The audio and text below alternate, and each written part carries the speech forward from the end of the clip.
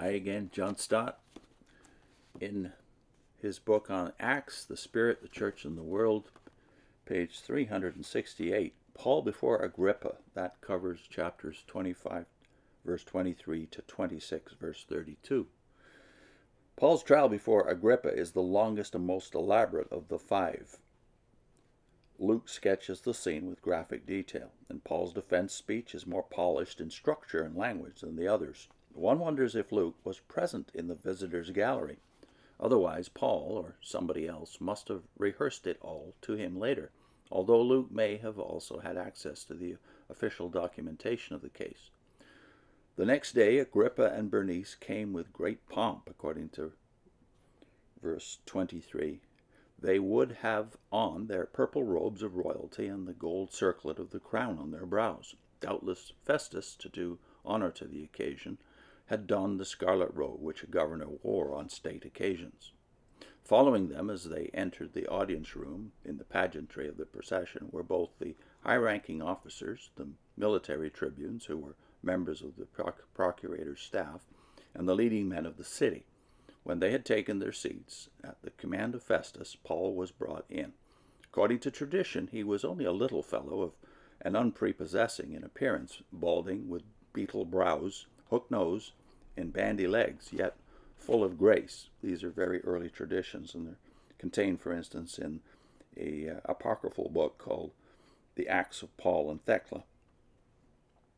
Wearing neither crown nor gown, but only handcuffs and perhaps a plain prisoner's tunic, he nevertheless dominated the court with his quiet, Christ-like dignity and confidence. Festus said, "King Agrippa, and all who are present with us, you see this man. The whole Jewish community has petitioned me about him in Jerusalem and here in Caesarea, shouting that he ought not to live any longer. I found he had done nothing deserving of death, but because he made his appeal to the emperor, I decided to send him to Rome.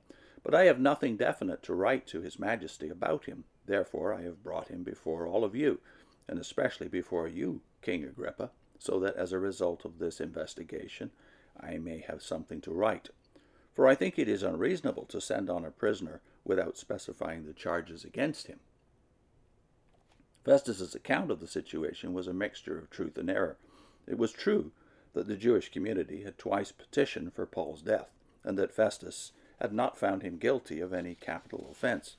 It was not true, however, that Festus had nothing definite to write to his majesty about Paul, and that he could not specify the charges against him. For the Jewish charges, as we have seen, were both definite and specific. What Festus lacked was not charges, but evidence to substantiate them. For lack of this, he should have had the courage to declare Paul innocent and release him. Then Agrippa said to Paul, "You have permission to speak for yourself." So Paul motioned with his hand and began his defense. "King Agrippa, I consider myself fortunate to stand before you today as I make my defense against all the accusations of the Jews, and especially so because you are well acquainted with all the Jewish customs and controversies. Therefore, I beg you to listen to me patiently." It was a dramatic moment when the holy and humble apostle of Jesus Christ stood before this representative of the worldly, ambitious, morally corrupt family of the Herods, who for generation after generation had set themselves in opposition to truth and righteousness. Their founder, Herod the Great, wrote R.B. Rackham, had tried to destroy the infant Jesus. His son, Antipas, the Tetrarch of Galilee, beheaded John the Baptist, and won from the Lord the title of Fox. His grandson, Agrippa I, slew James the son of Zebedee with the sword. Now we see Paul brought before Agrippa's son. It was R.B. Rackham, too, who was the first in 1901 to call Paul's defense before Agrippa his Apologia pro vita sua, which means the defense of his life. But Paul was not in the least intimidated, for he was accurate in his reference to Agrippa's familiarity with Jewish customs and controversies.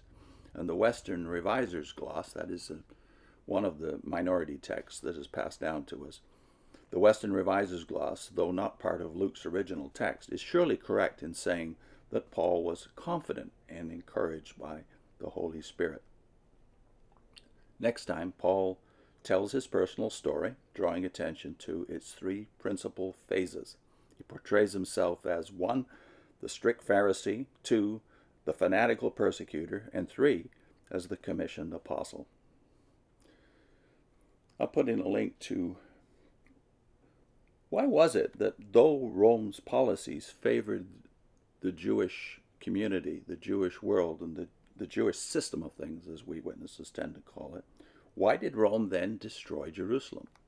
This is a discussion by George Caird, the famous New Testament commentator. See you next time.